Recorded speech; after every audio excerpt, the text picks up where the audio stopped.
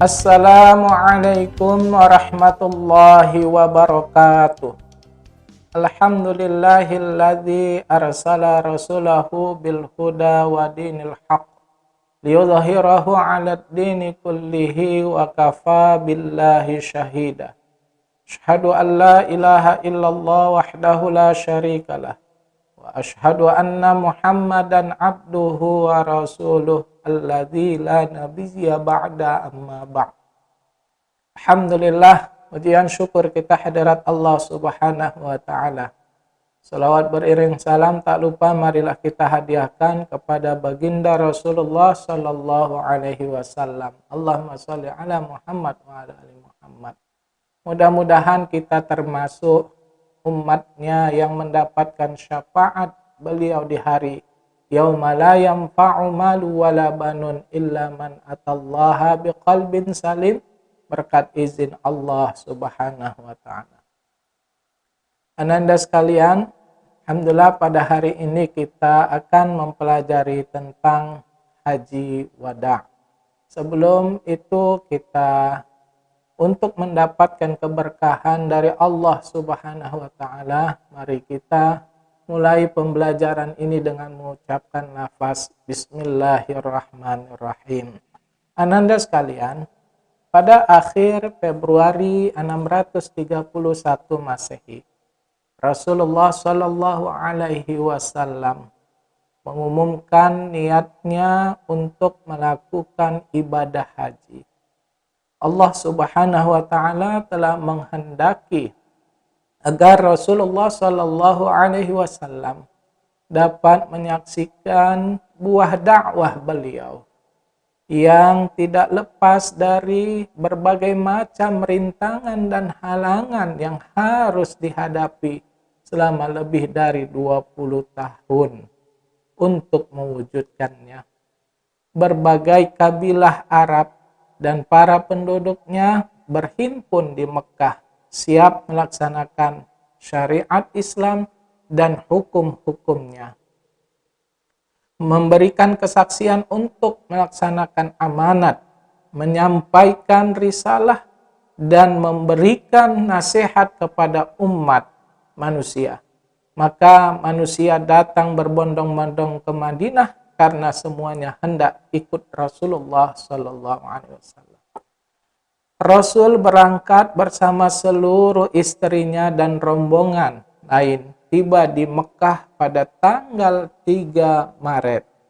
Beliau mulai mengucapkan kalimat khas saat haji. Labbaik Allahumma labbaik. Aku penuhi panggilanmu ya Allah. Beliau berdiri di hadapan jamaah menyampaikan pidato secara umum. Wahai semua manusia, dengarkanlah perkataanku. Aku tidak tahu pasti, mungkin saja aku tidak akan bisa ini dengan keadaan seperti ini. Beliau berdiri di hadapan jamaah menyampaikan pidato secara umum.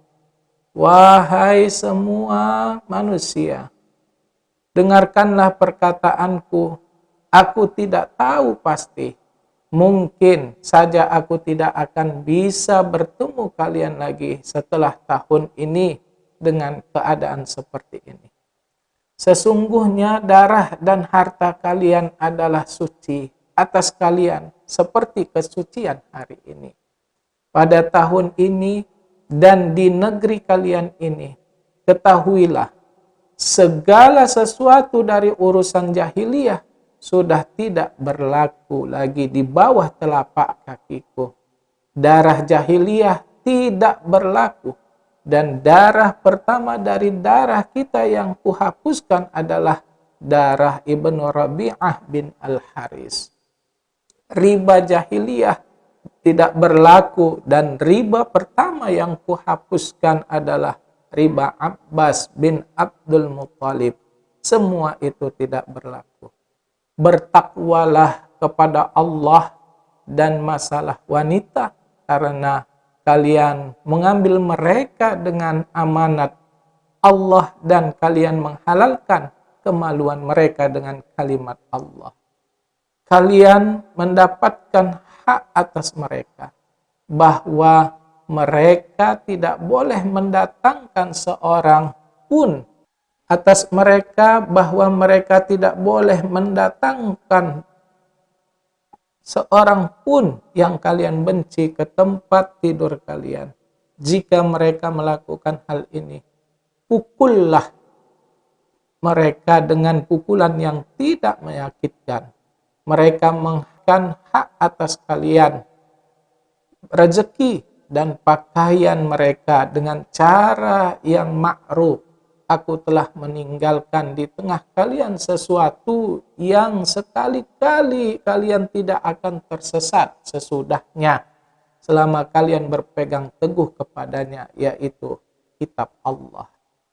Wahai manusia, sesungguhnya tidak ada nabi lagi sesudahku, dan tidak ada umat lagi sesudah kalian.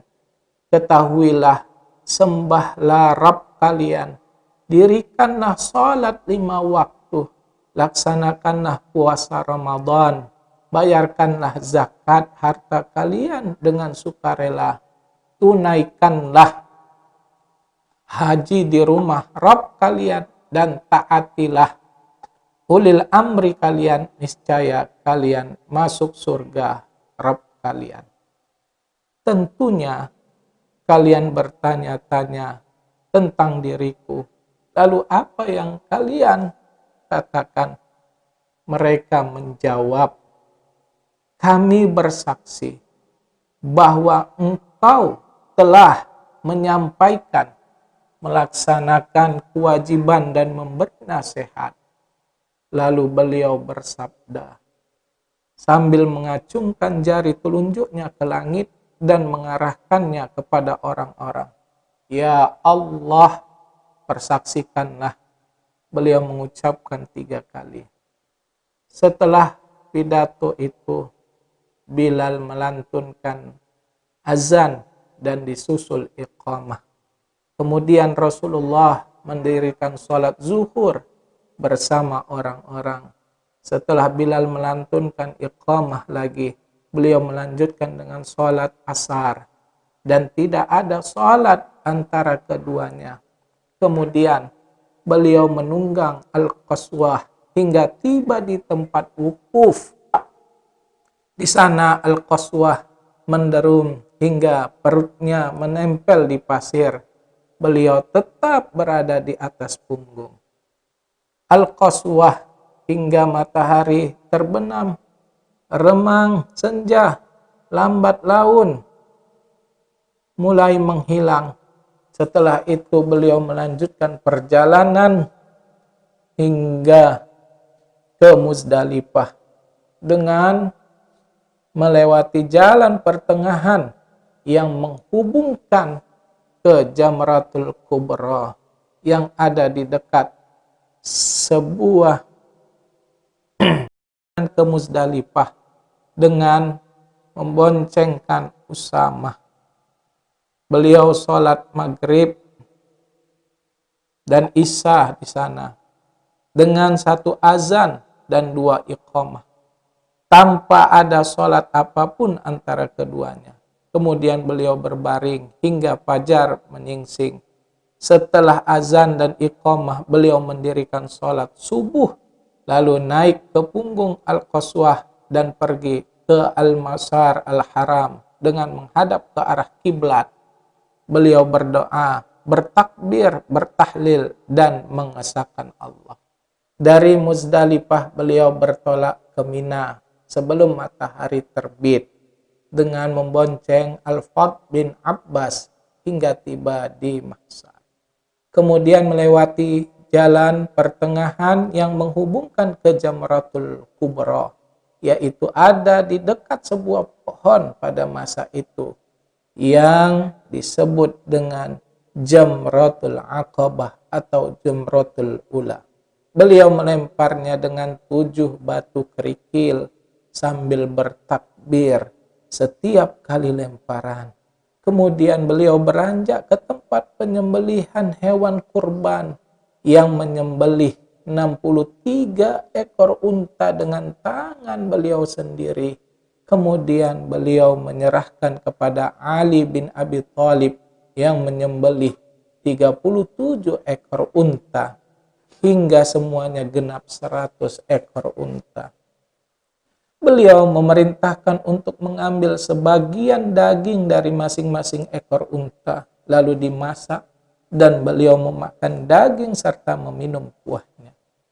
Pada hari penyembelihan atau 10 Dzulhijjah, tepatnya pada waktu duha, Nabi Muhammad sallallahu alaihi wasallam menyampaikan pidato dari atas punggung keledai yang ditirukan Ali dengan secara nyaring.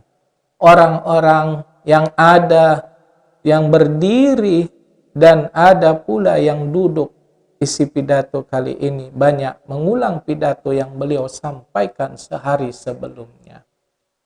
Kemudian beliau bersabda, sesungguhnya darah kalian, harta-harta kalian haram atas kalian, sebagaimana haramnya hari kalian ini, pada bulan kalian ini, dan di negeri kalian ini, hingga hari kalian berjumpa dengan Rabb kalian. Bukankah aku telah menyampaikannya? Mereka menjawab, ya sudah.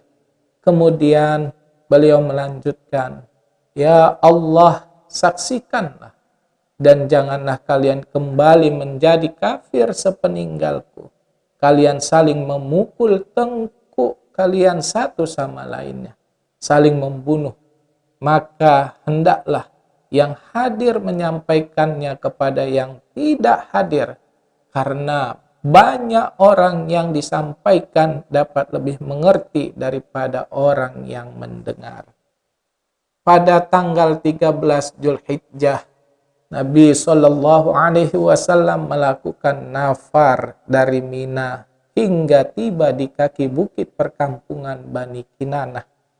Beliau berada di sana menghabiskan sisa hari itu dan malam harinya. Jadi beliau sholat zuhur, asar, maghrib, dan isya di sana. Lalu tidur barang sejenak. Kemudian beliau kembali ke Ka'bah dan melakukan tawaf wada'. Beliau juga memerintahkan para sahabat untuk melaksanakan tawaf. Setelah seluruh manasik haji dilaksanakan, beliau memerintahkan untuk kembali ke Madinah Al-Munawwarah tanpa mengambil waktu untuk istirahat, agar perjuangan ini terasa murni karena Allah dan di jalan Allah Subhanahu wa ta'ala. Demikianlah cerita dari Haji Wada' ini. Mudah-mudahan kita dapat mengamalkan apa yang disunnahkan Rasulullah dalam pelaksanaan haji ini. Akhirul kalam, mari kita sudahi dengan mengucapkan nafas alhamdulillahirabbil alamin. Akhirul kalam, assalamualaikum warahmatullahi wabarakatuh.